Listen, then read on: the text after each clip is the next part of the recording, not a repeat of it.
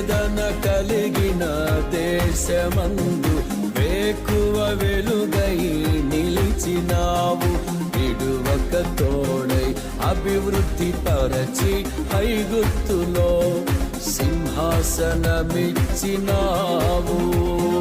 మారదు ఎన్నడూ నీవిచ్చిన దర్శనము, అనుదినము అనుక్షణము నీతో నా జీవితం.